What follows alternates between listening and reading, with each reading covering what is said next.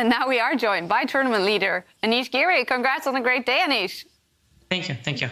So first of all, let's take first things first. That last game, Jovanka here was saying that it seemed like you're looking for a win and you couldn't find it. What was your summary of what happened there against Daniil?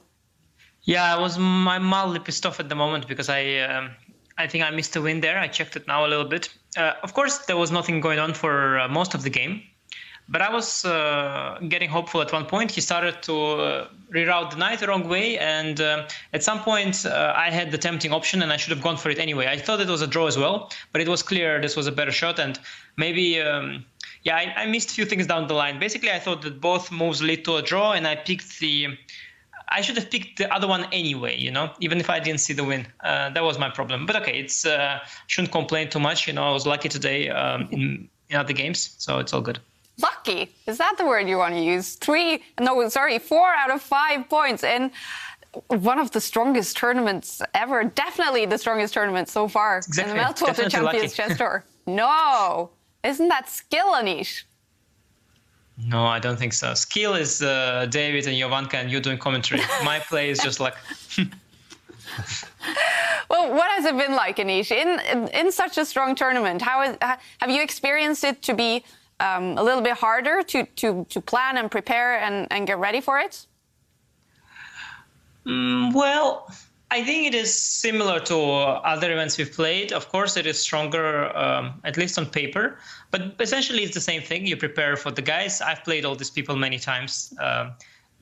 Ding and Fabiano and obviously Magnus as well. All these Jan, Hikaru, Alerius. I mean, I've seen them before. So basically, the usual suspects, I would say, just that they're now all here and nobody took a leave. Everybody's there. Essentially, it's the same thing. But it doesn't matter so much, who is your opponent. If he blunders the rook, he might as well be number one. It's all fine. You just take the rook. So that's my philosophy.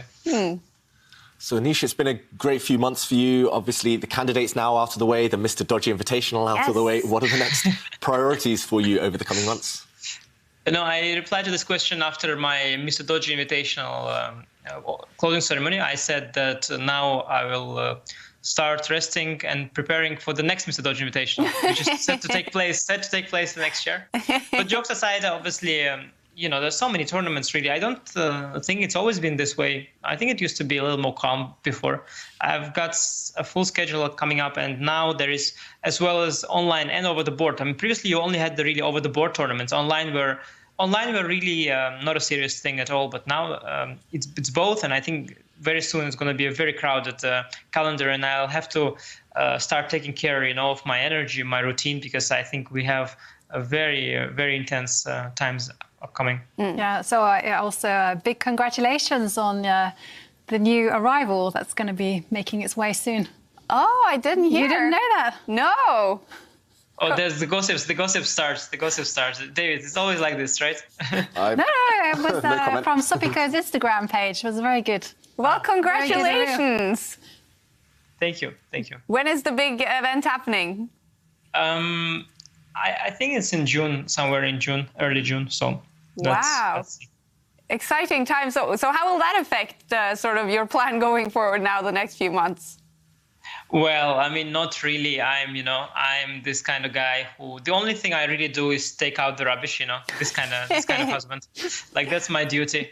For the rest, I am taken care of. And my wife, she will have a third child coming up after myself, my son, and next one now. Oh, fantastic. That's great news, Anish. So happy for you. And I want to ask you, because following your games now, I get the feeling that you're sort of untouchable. I get the feeling that you never make mistakes, you never get into trouble. What sort of feeling are you playing with when you're playing chess these days?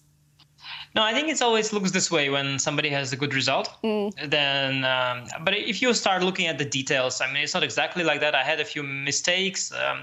There's always things to improve. But of course, it looks good. Whenever somebody plays well, it looks very good. I can make a couple of good moves, so can my colleagues. So, but really, we should take it one day at a time. It's 15-round tournament, not going to be so easy, and a lot of exciting challenges coming up for me. All right. Well, Anish, you're on top of the table after the first day. We wish you the best of luck on day 2 tomorrow. Thank you. Looking forward. Thanks for joining us.